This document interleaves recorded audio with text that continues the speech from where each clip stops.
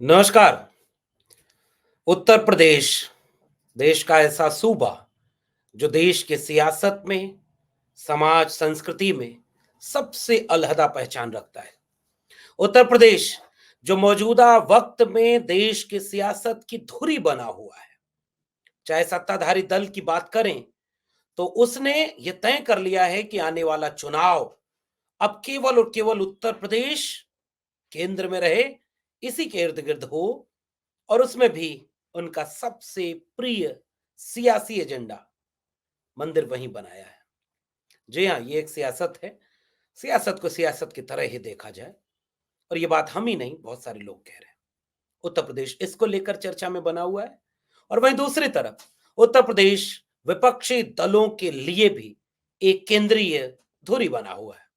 उत्तर प्रदेश के 80 लोकसभा सीटें उत्तर प्रदेश की अपनी राजनीतिक भूमिका नैरेटिव सेट करने की भी रही है, विमर्श को दिशा देने की भी रही है। तमाम तरह से उस मुहावरे को सही साबित करता है कि दिल्ली का रास्ता लखनऊ से होकर गुजरता है। लखनऊ यानी उत्तर प्रदेश की सियासत का केंद्र, उसी से कल एक तस्वीर आई और उत्तर प्रदेश में विपक्षी दलों का पहला गठबंधन, उसका ऐलान हुआ। उत्तर प्रदेश की सबसे बड़ी प्रमुख विपक्षी पार्टी समाजवादी पार्टी के पूर्व मुख्यमंत्री उत्तर प्रदेश और राष्ट्रीय अध्यक्ष अखिलेश यादव जी ने अपने ट्विटर यानी एक्स अकाउंट से एक तस्वीर साझा की और यह कहते हुए कि राष्ट्रीय लोक दल और समाजवादी पार्टी का गठबंधन तय हुआ। जीत के लिए सभी एकजुट हो जाएं, जुट जाएं। इसे कहते हुए उन्होंने एक तस्वीर साझा की और जिसे रीट्वीट करते हुए आरएलडी के राष्ट्रीय अध्यक्ष जयंत चौधरी ने इस साझेपन को पुख्ता किया। यहीं से आज की पूरी वीडियो में बातचीत करेंगे कि उत्तर प्रदेश की राजनीति अब किस दिशा में जा रही है, इस गठबंधन के क्या मायने हैं और कितने सीटों पर यह समझौता हुआ, वो सीटें कौन सी हैं, उन सीटों का समीकरण क्या है, वो 3 फार्मूले उन सीटों पर कैसे लागू हो रहे हैं जो इस गठबंधन के पक्ष में जा रहे हैं, और वो एक चुनौती जो इस गठबंधन के सामने भारतीय जनता पार्टी की तरफ से उन सीटों पर होने वाली है। आज के वीडियो में इसी पर बात करेंगे। स्वागत है आप सबका 4 पीएम न्यूज नेटवर्क पर और मैं हूं डॉक्टर लक्ष्मण यादव। तो सबसे पहले इस सूचना के साथ कि उत्तर प्रदेश में सियासी गठबंधन अपने पहले चरण में आगे बढ़ा है और ट्विटर पर एक तस्वीर आई और आज जब अखिलेश यादव जी ने अपने ऑफिस में एक मीटिंग की जो उनके बूथ संगठनों से जुड़ी हुई थी, वोटर लिस्ट के आने से जुड़ी हुई थी। 23 जनवरी के बाद जब वोटर लिस्ट आ रही है तो उसकी रणनीति कैसे बनेगी, क्या उसमें काम होगा, इससे जुड़ी हुई थी। और इस रणनीति के साथ उन्होंने उनसे जब सवाल किया गया कि गठबंधन को लेकर आपकी क्या रणनीति, तो उन्होंने कहा कि आरएलडी से हमारा गठबंधन बहुत शानदार तरीके से हो गया। और आज उन्होंने खुद अपने जबान से यह बात कही कि जीत के लिए सभी एकजुट हो जाएं। सवाल सीट का नहीं, जीत का है। अखिलेश यादव क्या इशारा कर रहे हैं? अखिलेश यादव अपने ट्वीट में क्या इशारा कर रहे हैं कि जीत के लिए सभी एकजुट हो जाएं, जुट जाएं। मैं एक वाक्य कहूं, राजनीति में हालांकि कुछ भी असंभव नहीं होता। कल्पना करिए कि 15 जनवरी वाली घोषणा के बाद उत्तर प्रदेश में कोई ऐसा दिन आ जाए और यह संविधान को मानने वाले, लोगों को जानने वाले, देश की सियासत को समझने वाले, संविधान को बचाने वाले, उन सारे लोगों के दिल की मंशा ये होगी। और खुद अखिलेश यादव इसका इशारा भी करना चाह रहे हैं कि जीत के लिए सभी एकजुट हो जाएं। कहीं ऐसा ना हो कि समाजवादी पार्टी, राष्ट्रीय लोकदल, कांग्रेस, उसके साथ-साथ पीछे से मायावती जी और ओम प्रकाश राजभर जी भी आ जाएं। हो सकता है कि राजनीति में यह भी हो या हो सकता ना हो। राजनीति राजनीति है। हो सकता है हमारे दिल की इच्छा ही हो। लेकिन एक बात मैं कहना चाहता हूं, आज यह देश जिस मुहाने पर खड़ा है, जिस मोड़ पर खड़ा है, उस मोड़ पर इस बात की जरूरत है कि उस एकजुटता को चरितार्थ किया जाए। अगर 10 में से 6 बातें हमारी मेल नहीं खाती हैं तो 4 बातें मेल खाती हैं। आओ उन्हीं चारों पर एकजुट हो जाएं, जीत के लिए एकजुट हो जाएं। संविधान के लिए एकजुट हो जाए। और मुझे लग रहा है कि समाजवादी पार्टी के मुखिया राष्ट्रीय अध्यक्ष अखिलेश यादव जी अपने आसपास के सारे नेताओं से यही गुजारिश और यही संकेत कर रहे हैं। सवाल सीट का नहीं, जीत का है। आज ही उन्होंने जब ये प्रेस कॉन्फ्रेंस में कहा तो मुझे लगता है वो दरवाजा खुला हुआ है। उनसे जब पूछा कि कांग्रेस को लेकर के क्या चल रहा है, उन्होंने कहा बात चल रही है और सही दिशा में चल रही है, अच्छे दिशा में चल रही है। कल्पना करिए कि ओम प्रकाश राजभर, मायावती जी सब एकजुट हो जाए, वरना साहब आने वाली पीढ़ियां पूछेंगी कि वो कौन सी लड़ाई थी जिसको आप लड़ने के लिए आपस में लड़ते रहे और उनका भविष्य बर्बाद करने के लिए लोग सरकार बनाते रहे। इशारा काफी है। लौटते हैं अपने मूल विषय पर। और मूल विषय यह है कि अखिलेश यादव जी ने आज ये बात मीडिया के सामने कह दी कि 7 सीटों को लेकर के समाजवादी पार्टी और राष्ट्रीय लोकदल का बंटवारा हुआ और वो 7 सीटें बागपत, बिजनौर, मथुरा, मुजफ्फरनगर, मेरठ, अमरोहा और कैराना। ये 7 सीटें अभी जो खबरों में आ रहा है, जो सूत्रों के जरिए पता चल रहा है कि इन 7 सीटों को राष्ट्रीय लोकदल के खाते में दिया गया है। और राष्ट्रीय लोकदल जिसे पिछली बार का जो गठबंधन हुआ था, जो गठबंधन 2019 का था, और वो तो अप्रत्याशित गठबंधन था। अभी थोड़ी देर पहले जो मैं बात कह रहा था, कौन सोचा था कि राजनीति में एक दिन ऐसा आएगा कि एक सियासी मंच पर एक तरफ आदरणीय मायावती जी, एक तरफ आदरणीय मुलायम सिंह यादव जी और एक तरफ आदरणीय अजीत सिंह जी, चौधरी अजीत सिंह जी, जयंत चौधरी के पिताजी। तो वो जब हुआ तो हालांकि राजनीति ऐसी रही कि उस समय भी कुछ दूसरी परिस्थितियां बनी, दूसरे समीकरण बन गए। वो सियासी समीकरण फायदेमंद नहीं साबित हुआ, लेकिन राजनीति में ऐसा तो होता नहीं कि एक बार जो चीजें बिखर गई वो फिर बाद में नहीं बनती। राजनीति में तो इसके पुख्ता सबूत मिलते हैं कि चीजें बदलती रही हैं। इस बीच में हुआ क्या, समीकरण बदल गया। तब भी आरएलडी को 3 सीटें मिली थी और माना यह जा रहा था कि गठबंधन कुल खिलाएगा, लेकिन वो तीनों सीटें भी आरएलडी हार गई। इस बार क्या हुआ है, कौन सा नया समीकरण बना है, क्या रणनीति है सपा और आरएलडी की? आइए इस पर बात करते हैं। 3 फार्मूला, 3 सूत्र, 3 उम्मीदें, 3 रणनीति, आप कुछ भी कह लें। इन तीनों पर बात करके इन 7 सीटों को जीतने की रणनीति एसपी और आरएलडी दोनों ने मिलकर बनाई है और वो उनके पक्ष में जाएंगे। कैसे? पहला फार्मूला,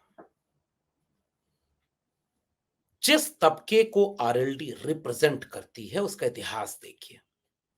पश्चिम उत्तर प्रदेश, एक जमाने में किसान आंदोलन, समाजवादी आंदोलन, किसानों और समाजवादी लोगों के साथ नौजवानों की एक उम्मीद, और वो उम्मीद किसकी? वो उम्मीद चौधरी चरण सिंह। टाटा बिरला की जागीर नहीं, ये हिंदुस्तान हमारा है। वो चौधरी चरण सिंह जिन्होंने नारा दिया कि हिंदुस्तान की तरक्की का रास्ता देश के खेतों और खलिहानों से होकर गुजरता है। वो चरण सिंह जो ये बात कहते थे कि जब तक मीडिया मेरे खिलाफ लिखे तब तक मेरे लोगों ये समझना कि मैं तुम्हारा हूं, और जब ये मीडिया मेरी तारीफ करने लगे, मेरे कसीदे पढ़ने लगे, समझ लेना कि मैं बिक गया हूं, बिक गया हूं। वो चौधरी चरण सिंह जिन्होंने देश के सियासत को काफी हद तक बदल दिया। पश्चिमी उत्तर प्रदेश तब उस जमाने में जनता दल, लोक दल, समाजवादी खेमे के पास हुआ करता था। कांग्रेस और इन लोगों के बीच वो रिश्ता कायम रहा। चौधरी अजीत सिंह विदेश में पढ़कर आए थे। चौधरी अजीत सिंह को लोग अपना नेता मानते थे, जो चौधरी चरण सिंह के पुत्र थे। बेहद संजीदा, बेहद संयमी, मृदुभाषी, लेकिन सियासी चालाकियों में उस तरह से कामयाब नहीं हो सके, इसलिए चुनाव हार भी गए। और उस बीच में 2013 समाजवादी पार्टी की सरकार है। उत्तर प्रदेश के मुख्यमंत्री अखिलेश यादव जी, 12 में सरकार बनी थी और 13 में पश्चिमी उत्तर प्रदेश में एक जला अचानक से चर्चा का केंद्रीय मुद्दा बन गया और वो जिला था मुजफ्फरनगर। मुजफ्फरनगर में दंगा हुआ, हिंदू और मुस्लिम का दंगा, जो असल में जाट बनाम मुस्लिम का था। एक बार बात आपको समझ में आए, 1857 की प्रथम स्वतंत्रता संग्राम या सैनिक विद्रोह जो कह लीजिए, उसके बाद अंग्रेजों ने एक चीज समझ ली थी कि देश में हिंदू और मुसलमान जब तक एकजुट रहेंगे तब तक हमें रहना मुश्किल हो जाएगा। इन्हें आपस में तोड़ो। तो उन्हें आपस में तोड़ने के लिए अंग्रेजों ने बांटो और राज करो की नीति अपनाई थी। 2013 के पहले पश्चिमी उत्तर प्रदेश में इसी रणनीति पर कुछ लोग काम करने लगे, बांटो और राज करो। उस बंटवारे का आगाज बिगुल बजा मुजफ्फरनगर में, जब दंगे हुए, गांव तक लपट फैल गई। कभी गोकशी के नाम पर, कभी छोटे से झगड़े जो तिल का ताड़ बना दिए गए, कभी छोटे से वो वारदातें जो उस इलाके में उसके अलावा भी होती रही, आज भी बहुत सारी जगहों पर होती हैं, क्योंकि समाज की कुछ बुराइयां होती हैं, वो धर्म और जाति देखकर नहीं होती। उसकी वजह कुछ और होती है, लेकिन उसे धर्म का रंग दे दिया गया, दंगा हो गया। उस दंगे के बाद एक बंटवारा हो गया। उस बंटवारे का लाभ 2014 में उन ताकतों को मिला जो चाहते थे कि ये बंटवारा हो। मुजफ्फरनगर ने पश्चिमी उत्तर प्रदेश के सियासी रंग को बदल दिया। एक जमाने में किसान आंदोलन की बात करने वाला, एक जमाने में समाजवादी आंदोलन की बात करने वाला पश्चिमी उत्तर प्रदेश दंगों की लपट में बट चुका था, डिवाइड हो चुका था, और उसका असर 2019 तक दिखा। खुद चौधरी चरण सिंह की इस विरासत के लोग बुरी तरह चुनाव हारते हैं। लेकिन उसके बाद वो पश्चिमी उत्तर प्रदेश जिसके किसान आंदोलन में नारे लगा करते थे, जय शिवशंकर के साथ, जय राम के साथ, अल्लाहू अकबर, वो पश्चिमी उत्तर प्रदेश बंटवारे में बट गया था। ख्वाब बट गए थे, वजूद बट गया था, नफरत भर गई थी, जिसे पाटने के लिए किसान आंदोलन जब 2021-22, 2020-21-22, उस समय विधानसभा चुनाव के पहले एक बार फिर से उसी इलाके में एक सम्मेलन होता है, किसानों का सम्मेलन। वहां खड़े होकर एक पुराने बुजुर्ग किसान नेता जो मुस्लिम तबके से आते थे, उन्होंने एक बात कही कि जाटों, तुमने दो गलती की, एक तो मुसलमान मारे और दूसरा चौधरी साहब को चुनाव हराए, जाटों को चुनाव हराया। और इस तरह से जो बदलाव देखने को मिला, उस बदलाव ने पश्चिमी उत्तर प्रदेश में धीरे धीरे फिजा बदल दी। और उसके बाद एक दृश्य 2022 के चुनाव का, जिसमें अपने समाजवादी रथ पर सपा मुखिया अखिलेश यादव के साथ दूसरा हाथ पकड़े आरएलडी के मुखिया जयंत चौधरी, और गाना बज रहा था, आरएलडी आई रे। जाटों को अपना नेता फिर से चाहिए था, किसानों को अपने मुद्दे पर गुस्सा था जो वो सरकार के खिलाफ निकालना चाहते थे। मगर फिर भी सियासत सियासत होती है। अमित शाह के दिल्ली दरबार में जाटों की एक बैठक होती है, और कहा तो ये जाता है कि उसके बाद इतनी तरह की चीजें जाटों को दे दी गई कि चुनाव बदल गया। फिर से अंदर अंदर कुछ सुगबुगाहट फैला दी गई कि नहीं भाई, ये फिर से उसी दिशा में चला जाएगा, और जिसका नुकसान इस गठबंधन को हुआ। लेकिन इस बीच में जयंत चौधरी ने उस पूरे पश्चिमी उत्तर प्रदेश में अपनी एक भूमिका फिर से गढ़ी है, अपनी बिरादरी को इंटैक्ट किया। ये point number 1। Jat vote bank इस पूरे तबके में एक बड़ी ताकत के साथ अपनी लीडरशिप, अपनी पहचान और अपने मुद्दे पर एकजुट और संगठित हो रहा है। और ये पहली बात जो आरएलडी के पक्ष में जा रही है, और जिसे ख्याल में रखते हुए इन 7 सीटों को आरएलडी के खाते में डाला गया है। दूसरा, संविधान, किसान, नौजवान, इसकी एक तिकड़ी है। पश्चिमी उत्तर प्रदेश में पिछले दिनों जयंत चौधरी ने एक युवा संसद आयोजित की। देश भर के नौजवानों को, युवाओं को, अग्निवीर जैसी योजना को, किसानों के सवालों को, और नौजवानों की बेरोजगारी के सवाल को, शिक्षा के सवाल को, और तीसरा सामाजिक न्याय के सवाल को जोड़ करके एक नई किस्म की एका बनाई है। और खुद जयंत चौधरी, आप एक ऐसा नेता जिसको गूगल करके पढ़ लीजिए, उसका कोई विवादित बयान आपको नहीं मिलेगा। वो नफरत का भाषण नहीं देता। वो नेता जो विवादित उस तरह से नहीं है, लेकिन अपनी छवि उसने अपने तबके के बीच में इस कदर मजबूत की है कि वो इन 3-4 खेमों को एक साथ जोड़ करके अपना काम करने की एक नई ज़मीन बना चुका है। तो ये दूसरा फ़ॉर्मूला जो किसान, नौजवान और मुसलमान इनको जोड़ करके वो संविधान को बचाने वाले लोगों को एक साथ खड़ा करके इस पूरे 7 सीटों पर सकारात्मक दिशा में चुनाव लड़ सकते हैं। तीसरा और अंतिम कि पूरे पश्चिमी उत्तर प्रदेश में एक नया समीकरण है और जिसका गठबंधन समाजवादी पार्टी और राष्ट्रीय लोकदल दोनों से हो चुका है। वो तीसरा सूत्र और तीसरा फॉर्मूला मैं फिर से कह रहा हूं, अभी उत्तर प्रदेश के दरवाजे भले ही कई तरह के गठबंधनों के बंद हो गए हो, लेकिन ताला नहीं लगा है। कभी भी दरवाजा खुल सकता है। बसपा कभी भी एंट्री कर सकती है। समीकरण बदल जाएगा। मान लीजिए बसपा नहीं आती है, उस परिस्थिति में या बसपा आ भी जाए तो भी एक सूत्र ऐसा है जो इन 7 सीटों पर पूरा समीकरण बदल देगा और केवल इन 7 सीटों पर नहीं, इन 7 सीटों के साथ साथ गठबंधन के बाकी सीटों पर बड़ा भारी असर डालने वाला है। और वो है भीम आर्मी के राष्ट्रीय संयोजक, आजाद समाज पार्टी के राष्ट्रीय अध्यक्ष चंद्रशेखर आजाद का फार्मूला। और वो फार्मूला पिछली जगह पर एक बार गोल खिला चुका है। 22 में गठबंधन नहीं हो पाया, 22 में वो एकजुट नहीं हो पाए। बातचीत चल रही थी, लेकिन लास्ट समय में उस सपा वाले गठबंधन से चंद्रशेखर आजाद की पार्टी का तालमेल नहीं बन पाया और वो चीज बिगड़ गई, जिसका नुकसान भी हुआ। लेकिन इस बार उन्होंने एक सीट तो उपचुनाव लड़के दिखा दिया है और वो सीट जीत गए पश्चिम उत्तर प्रदेश से, जहां आजाद समाज पार्टी के चंद्रशेखर, जयंत चौधरी, अखिलेश यादव एक साथ मंच पर थे। तो ये जो तीसरा फार्मूला है वो इस पूरे विपक्षी इंडिया अलायंस को दलित वोट बैंक के बीच से उस वोटर को जो संविधान बचाने के लिए ईमानदार है, जो चाहता और जानता है कि अगर 24 में इनको रोका नहीं गया तो वह संविधान के लिए खतरा बन जाएंगे, हमारे बच्चों का भविष्य पूरी तरह बर्बाद कर देंगे, इस देश के बेच देंगे। दलित समुदाय का वह वोटर अगर 5%, 10% भी इस गठबंधन की तरफ आ जाता है चंद्रशेखर आजाद के साथ, तो कल्पना करिए कि खेल बदल जाएगा कि नहीं बदलेगा।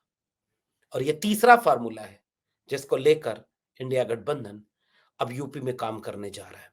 और कहा यह जा रहा है कि नगीना लोकसभा सीट से चंद्रशेखर आजाद की दावेदारी पर लगभग सबकी सहमति बनती जा रही है। चुनौती क्या है? आखिरी और अंतिम बात, बीजेपी इस पूरे पश्चिमी उत्तर प्रदेश में एकमात्र कार्ड खेलेगी जो पहले भी खेल चुकी है, और वह कार्ड है उसका राम मंदिर का। पश्चिमी उत्तर प्रदेश से खुद नरेंद्र मोदी मुजफ्फरनगर से या आसपास किसी जगह से अगले हफ्ते चुनावी अभियान शुरू करने जा रहे हैं पश्चिमी उत्तर प्रदेश से। और उनके लिए चुनावी वैतरणी को पार करने के नैया बनेंगे राम मंदिर, हिंदू, और इसके नाम पर वो वोट बैंक उसे गोलबंद करेंगे, एंटी मुस्लिम ले जाने की कोशिश करेंगे, बाकी तमाम पहचानों को मिटाकर हिंदू पहचान बनाकर अपने खाते में लाना चाहेंगे। देखना दिलचस्प ये है कि इस चुनौती से अखिलेश यादव जी, जयंत चौधरी जी, चंद्रशेखर आजाद जी और कांग्रेस पार्टी कैसे मिलकर निपटेगी और अपने सरोकारी मुद्दों पर, संविधान पर, किसान पर, नौजवान पर, शिक्षा रोजगार पर, सामाजिक न्याय पर, सामाजिक हिस्सेदारी पर, जाति जनगणना पर और आने वाले भविष्य के लिए अपने लोगों को कैसे एकजुट करके, गोलबंद करके अपने साथ रख पाने में कामयाब हो जाएंगे। और अगर इन 3 फ़ॉर्मूलों पर चले, तो मुझे लगता है कि ये तीनों फ़ॉर्मूला उत्तर प्रदेश केवल इन 7 सीटों पर नहीं, पूरे उत्तर प्रदेश के चुनावी समीकरण को बदल कर रख देंगे। 22 जनवरी के बाद तो खेल शुरू हो रहा है और इस शुरू होते खेल में देखना दिलचस्प होगा कि यह किस करवट बैठता है। आपका क्या मानना है? नीचे कमेंट बॉक्स में ज़रूर बताइएगा। फिर मिलते हैं किसी और विशेषण के साथ, तब तक के लिए बहुत-बहुत धन्यवाद।